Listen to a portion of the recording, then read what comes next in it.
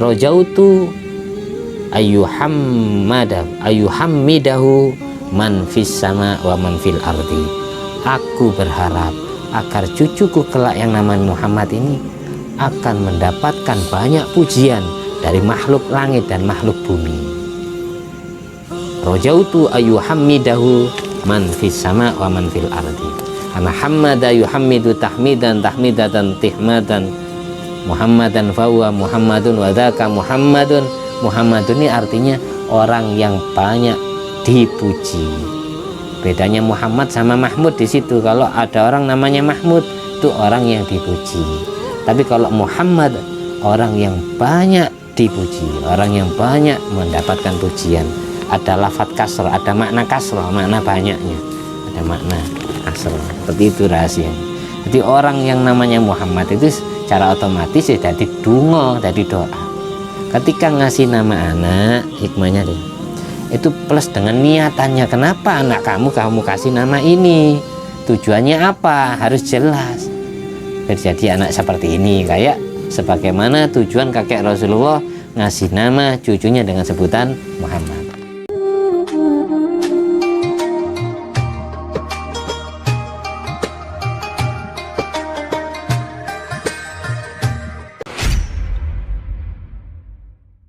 Assalamualaikum warahmatullahi wabarakatuh.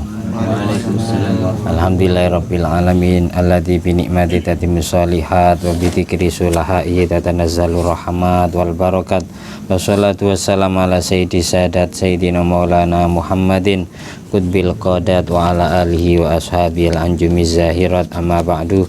Allahumma sholli ala ruhi sayyidina Muhammadin fil arwah wa ala jasadihi fil ajsad wa ala qabrihi fil kubur wa ala alihi washabihi wasallim. Rabbi shrah li sadri wa yassir li amri wahlul 'uqdatam min lisani yafqahu qawli. Rabbi zidni ilma warzuqni fahma. Allahumma iftah alaina futuhal arifin waj'alna khalisatan liwajhikal karim. Allahumma arzuqna fahman nabiyyin wa ilhamal malaikatil muqarrabin. Allahumma nawwir qulubana bi nuri hidayatika kama nawwartal arda bi nuri syamsika. Rabbana anfa'na bima 'allamtana.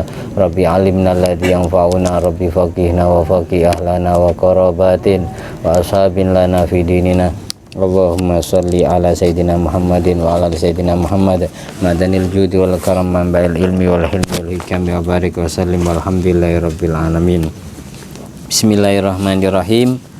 Kita meneruskan tentang keterangan Maulid Nabi. Al-ihtifal bi Maulidin Nabi sallallahu alaihi wasallam. Memperingati Maulidin Nabi. Maulid itu secara bahasa bisa isim zaman, bisa isim makan. Kalau isim makan berarti tempat kelahiran Nabi. Tempat kelahiran Nabi, semua umat terdahulu maupun umat Islam sepakat kalau Maulidur Rasul itu di Mekah Al-Mukarramah. Di kitab Taurat dijelaskan, Injil dijelaskan bahwasanya kelahiran Nabi itu di kota Mekah, Nabi akhir zaman. Maulidu bi Makkah wa hijratu bil Madinah. Itu berarti maulidnya masdar, isim makan. Kalau maulid diartikan isim zaman, maknanya waktu kelahiran. Waktu kelahiran Nabi Muhammad SAW itu pasnya hari Senin.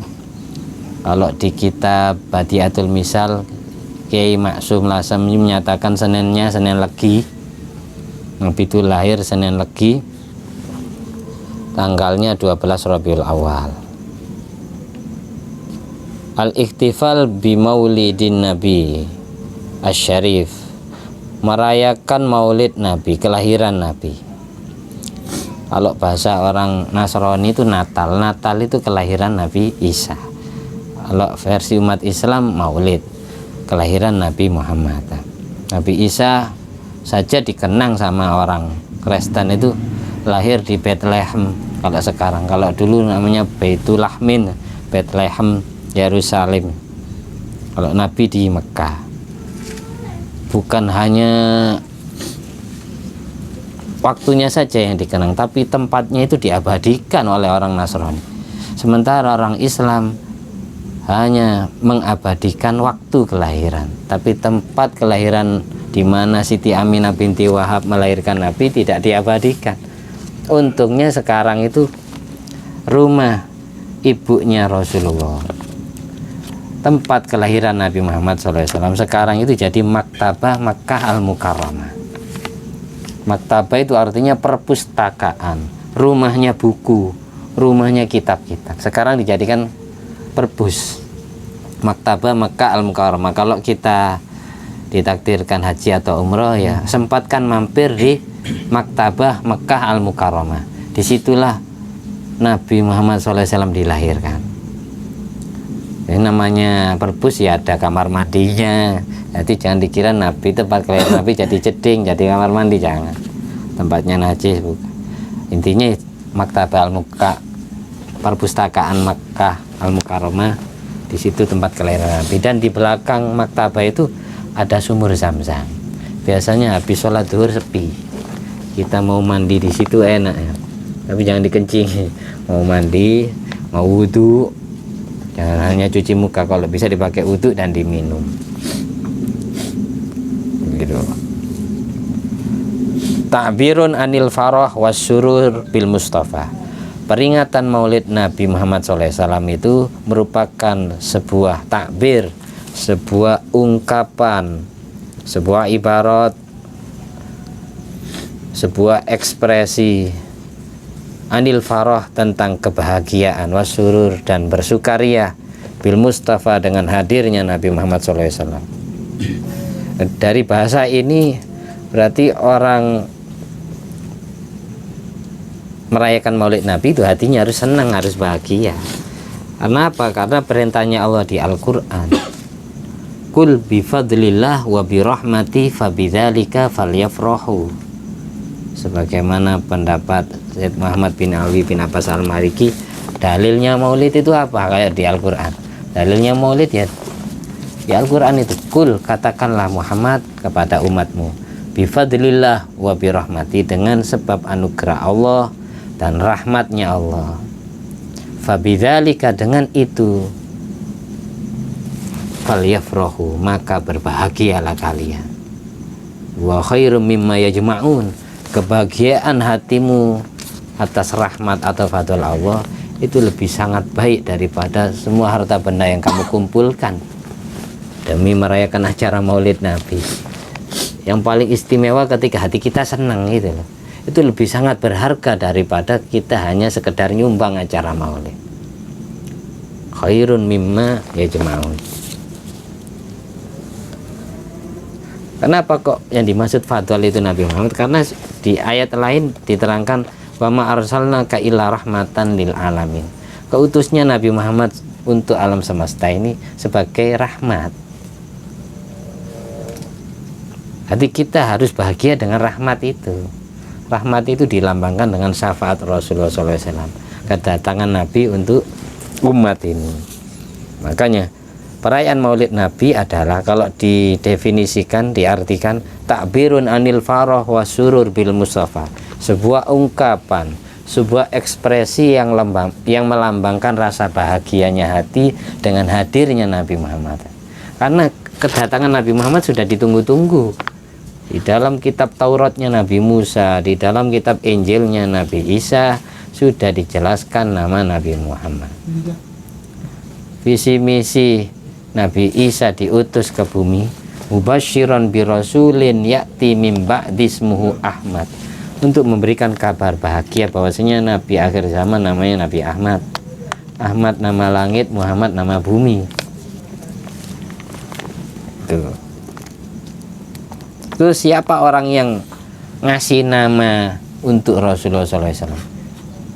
Itu ada dua riwayat. Di kitab Kasyifatus Saja, Senawi Banten menyatakan ada yang berpendapat yang orang pertama yang ngasih nama Muhammad itu adalah kakeknya. Siapa kakeknya Rasulullah? Siapa kakeknya Kanjeng Nabi? Abdul Muttalib. Bukan Abu Thalib, Abdul Muttalib. Kok bisa kakek yang ngasih nama? Karena abahnya sudah wafat sebelum Nabi lahir. Alam yajidka yatiman fa'awa. Allah mentakdir Rasulullah yatim, fa'awa, lalu Allah pindahkan hak asuh Rasulullah kepada kakek. Abah wafat pindah ke kakek, kakek wafat pindah ke paman Abu Thalib. Kenapa Abu Thalib? Padahal pamannya Kanjeng Nabi itu banyak. Ada Abu Lahab, ada Sayyidina Hamzah, ada Sayyidina Abbas. Karena yang saudara sekandung, asyikko, saudara yang tunggal ibu, itu cuma Abu Thalib dengan Said Abdullah. Kalau Abu Lahab sama siapa, Sayyidina Hamzah, Sayyidina Abbas, itu pamannya Rasulullah, tapi tidak satu ibu dengan ayahnya Rasulullah. Yang satu ibu dengan Said Abdullah bin Abdul Muthalib adalah Abu Thalibnya, yaitu ayahanda Sayyidina Ali bin Abi Thalib.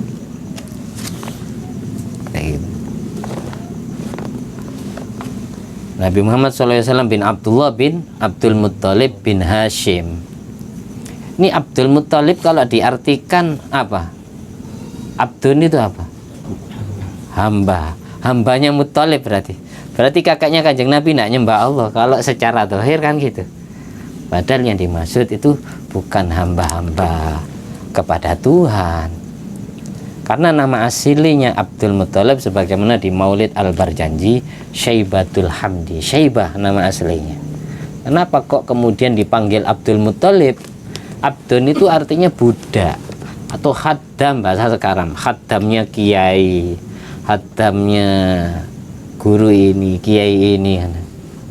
Khaddamnya, pelayannya. Kaulo, ngawulo.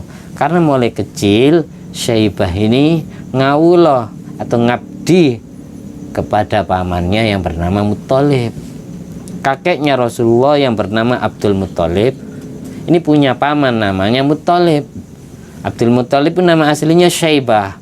Mulai kecil kemana-mana pamannya pergi selalu didampingi yang bernama Muthalib itu.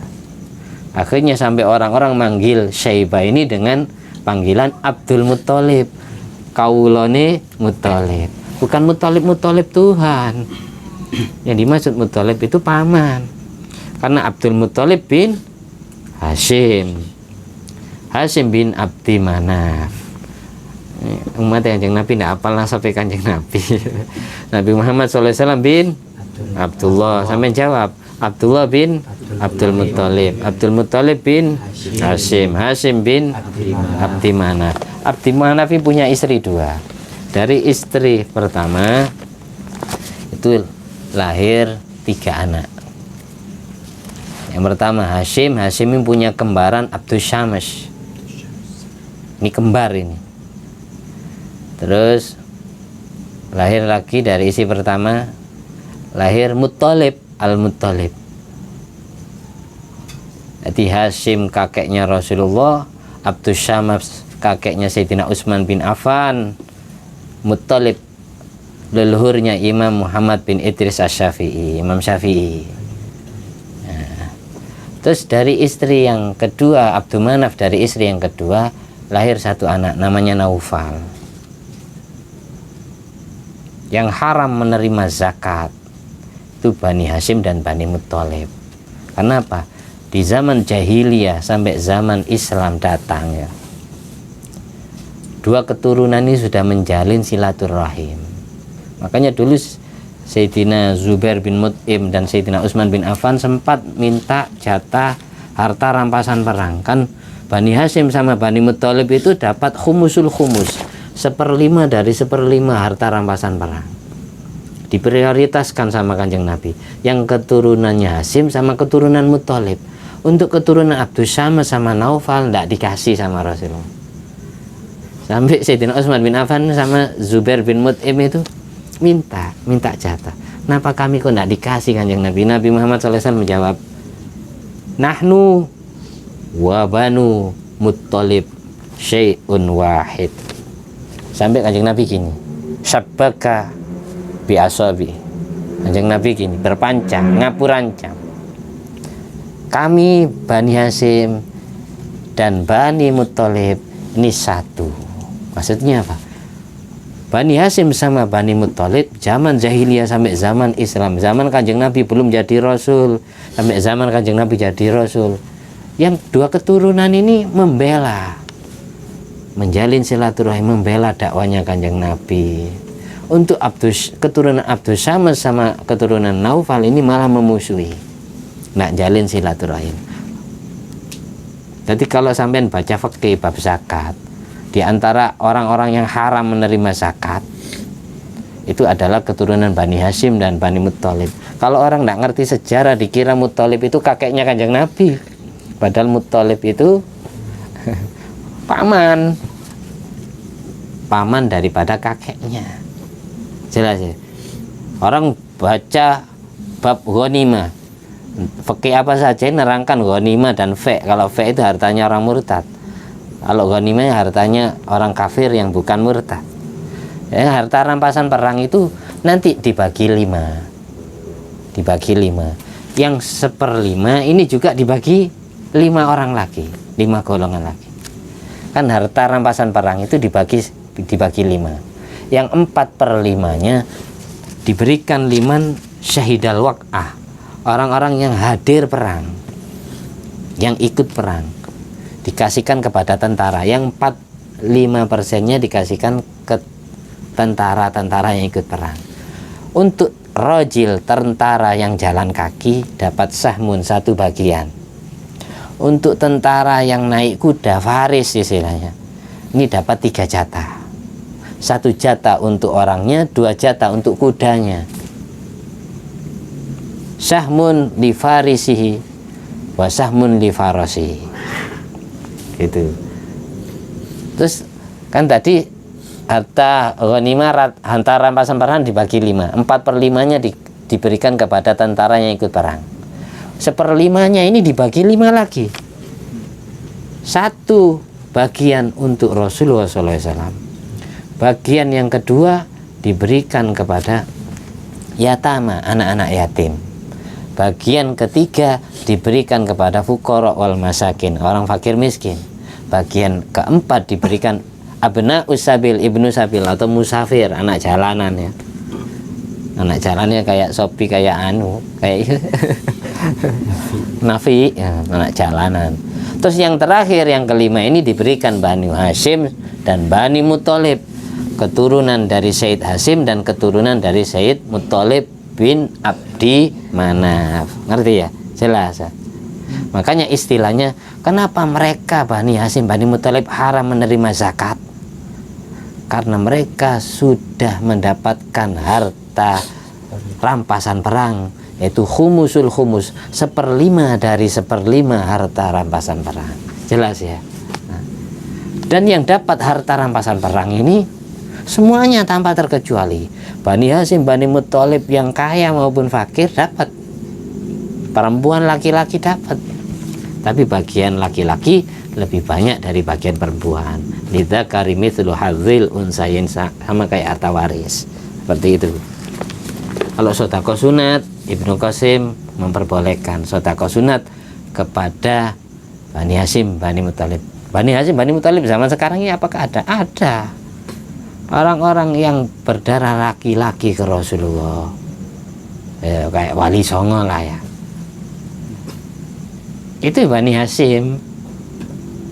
Kalau Imam Syafi'i Bani Muttalib, karena nasabnya itu nyambung laki-laki ke Muttalib. Imam Muhammad, Imam Syafi'i nama aslinya ya, Imam Muhammad bin Idris bin Abbas bin Utsman bin Syafi'. Nah, bin Syafi'. Kenapa kok kakek yang namanya Syafi' ini yang dijadikan nisbat sampai terkenal dengan sebutan nama Imam Syafi'i, padahal nama aslinya bukan Syafi'i, itu nama datuknya jauh. Nah, nama aslinya Imam Syafi'i itu Muhammad bin Idris bin Abbas bin Utsman bin Syafi' bin Sa'ib. Nah, kayak gitu. Bin Abdul Yazid ini bin Hashim bin Muttalib. Jadi saudaranya Hashim yang namanya Muttalib juga punya anak namanya Hashim juga. Tapi Hashimnya Imam Syafi'i tidak sama dengan Hashimnya Nabi Muhammad. Kalau Nabi Muhammad kan Abdul Muttalib bin Hashim. Kalau Imam Syafi'i Hashim bin Muttalib. Paham ya? Itu. Bingung kalau tentang nama, tapi kita harus tahu karena di fikih ada. Banyak orang belajar fikih itu harus tahu sejarah. Ih kok aneh nih, ada ceweknya yang hubungi tah. Kepencet Google. Oh, kepencet Google. Masih jalan ya. Ada WA masuk ya kan? Oh, enggak ya? Enggak. Begitu intinya, merayakan Maulid Nabi itu untuk menunggu kedatangan Nabi. Siapa yang ngasih nama Nabi Muhammad? Itu riwayat pertama Abdul Muthalib, kakeknya. Kenapa kakek? Dulu kakeknya itu ngasih nama itu, terus ditanyai oleh orang Quraisy Mekah, lima samaita banaka Muhammadan walam yakun min asma'i abaik wala qaumik. Kenapa panjenengan ngasih nama cucunya dengan sebutan Muhammad, padahal nama leluhurnya jenengan tidak ada satupun yang namanya Muhammad? Terus jawaban Abdul Muthalib, kakek Rasulullah, rojautu ayyuhammidahu man fis sama wa man fil ardi. Aku berharap agar cucuku kelak yang namanya Muhammad ini akan mendapatkan banyak pujian dari makhluk langit dan makhluk bumi. Rojautu ayyuhammidahu man fis sama wa man fil ardi. Karena hammada yuhammidu tahmidan tahmidatan tihmadan Muhammadan fahuwa Muhammadun wadaka Muhammadun. Muhammadun ini artinya orang yang banyak dipuji. Bedanya Muhammad sama Mahmud di situ. Kalau ada orang namanya Mahmud, itu orang yang dipuji. Tapi kalau Muhammad, orang yang banyak dipuji, orang yang banyak mendapatkan pujian. Ada lafadz kasroh, ada makna kasroh, makna banyaknya, ada makna kasroh. Seperti itu rahasianya. Jadi orang yang namanya Muhammad itu secara otomatis ya jadi dungo, jadi doa. Ketika ngasih nama anak, hikmahnya deh, itu plus dengan niatannya. Kenapa anak kamu kasih nama ini? Tujuannya apa? Harus jelas. Terjadi anak seperti ini, kayak sebagaimana tujuan kakek Rasulullah ngasih nama cucunya dengan sebutan Muhammad.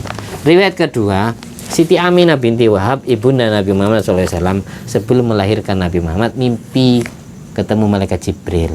Sama malaikat Jibril disuruh, sammihi Muhammad, dan kasih nama anakmu dengan nama Muhammad. Itu bisa kayak semayanan. Padahal Siti Aminah tidak cerita ke Abdul Muthalib, kalau saya mimpi malaikat Jibril, anak saya suruh kasih nama Muhammad. Tidak cerita, tapi bisa serempak bareng satu nama, sepakat satu nama. Itu luar biasanya. Kalau mau digabung dua riwayat ini.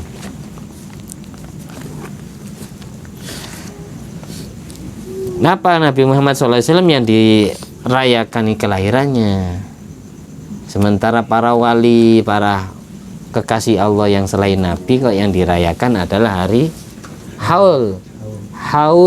Haul itu 1 tahun artinya. Halayahulu haulan, putaran 1 tahun.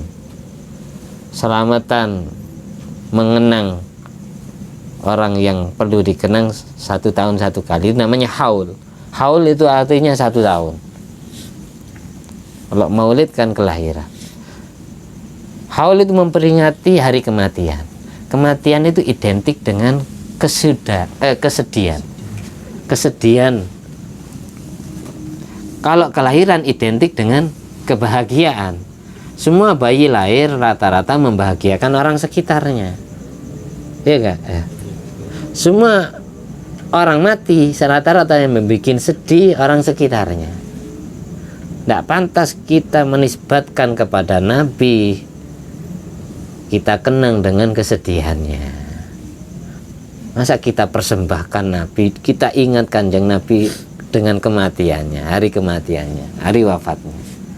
Sementara datangnya Rasulullah di muka bumi ini suruh dijadikan ekspresi kebahagiaan. Fa bidzalika falyafrahu wa khairum mimma yajma'un. Itu dasarnya kenapa kok maulidnya, kok para wali hari kematiannya. Itu yang kedua alasannya. Nabi Muhammad sebelum lahir sudah viral, sudah terkenal namanya, dan sudah ditunggu-tunggu kedatangannya. Ketika lahir diperingati. Sementara para wali semuanya itu kalau sebelum lahir tidak dikenal sama orang. Kita tidak akan kenal nama Syekh Abdul Qadir Jilani sebelum Syekh Abdul Qadir lahir di dunia, dan sebelum Syekh Abdul Qadir jadi wali ketika dewasa kan ya. Kemudian setelah proses jadi wali dewasa ya, sampai beliau wafat baru dikenang hari kematiannya. Sementara Nabi Muhammad sebelum lahir sudah ditunggu kedatangannya. Seperti itu jelas ya. Itu kenapa kok orang NU yang dirayakan maulidnya bukan hari wafatnya. Yang ketiga alasannya, lahirnya Nabi Muhammad SAW dan wafatnya itu sama. Lahirnya Nabi Muhammad dan wafatnya itu sama, hari Senin dan tanggalnya 12 Rabiul Awal. Persis kayak Imam Ahmad bin Muhammad bin Hambal, pendiri mazhab Hambali, itu lahirnya 12 Rabiul Awal, wafatnya 12 Rabiul Awal. Dari saking cintanya kepada Rasulullah sampai lahirnya sama kayak Kanjeng Nabi. Makamnya beliau ada di Iran sana, Irak. Imam Ahmad bin Hambal. Ya, banyak para wali yang wafatnya tanggal 12 Rabiul Awal, Pak. Orang yang mempunyai derajat ya. Ini berarti karena ahli sholawat sampai ngefan banget ke Kanjeng Nabi, sampai hari wafatnya Allah samakan ya dengan wafatnya Rasulullah SAW. Jadi makanya besok bagi yang merayakan sekarang ya sekarang, kalau yang merayakan besok ya besok, usahakan kita itu betul-betul senang hatinya. Terus lambang kesenangannya jangan sampai kita pakai pakaian kotor. Jangan sampai kita punya tubuh kotor. Terus sebelum kita hadir ke acara maulid, kita mandi tobat dulu. Kita harumkan badan dulu sehingga kecut jadi kayak Rexona. Yang pakaiannya kotor ya ganti yang bersih. Kalau enggak punya pakaian baru, kalau bisa yang baru. Kalau enggak punya, kaosnya yang bersih. Misal pakai sempak mari diumbah ya. Yang bersih. Semuanya dari ujung rambut sampai kaki. Kalau peci hitam kan kotor, jangan dipakai kalau maulid Nabi. Pakai yang bersih ya, bisa. Yang habis disuci lah. Takut ada debu. Intinya lambang kebahagiaan kita kepada Rasulullah. Semuanya kita bikin harum, semuanya kita bikin bersih.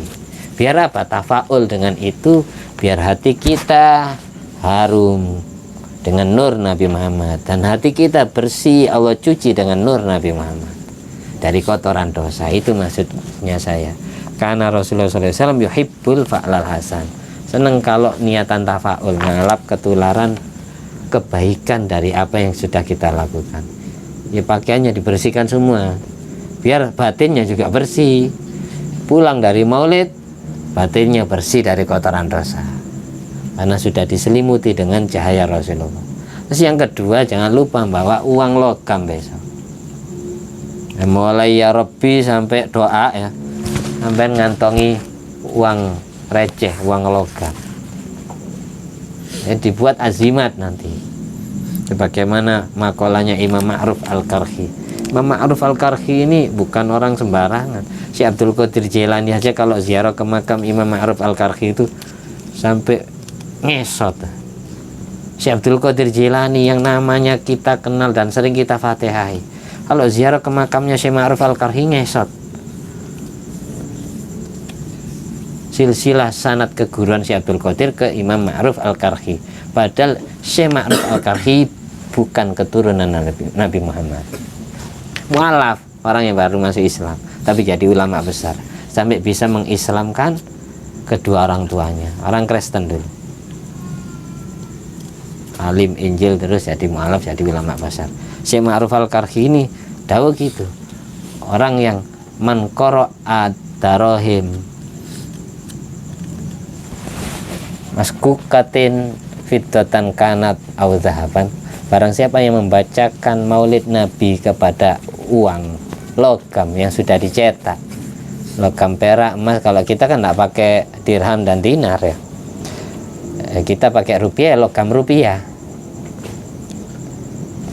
Fakholata tilkat darohim ma'ad darohim ukhar, kemudian uang logam yang sudah dibacai maulid Nabi tadi dicampur dengan uang-uang yang lain, ditaruh di dompet, dengan uang-uang yang belum dibacai maulid Nabi. Waqa'at fihal barokah, insya Allah memberkahi. Wala yaftakiru sahibuha, yang punya uang tidak akan menjadi orang fakir. Wala tafruhu yaduhu bi barokati maulidir rasul, dan tangannya tidak pernah kosong dari yang namanya uang dengan barokahnya maulid. Jadi besok bawa uang logam, terus jangan dibuat beli, dibuat jimat, ditaruh di dompet untuk memberkati semua uang-uang yang tidak dibacai maulid yang masuk ke dompet itu. Paham ya lagi? Mudah-mudahan bermanfaat meskipun hanya sedikit. Amin. Al-Fatihah.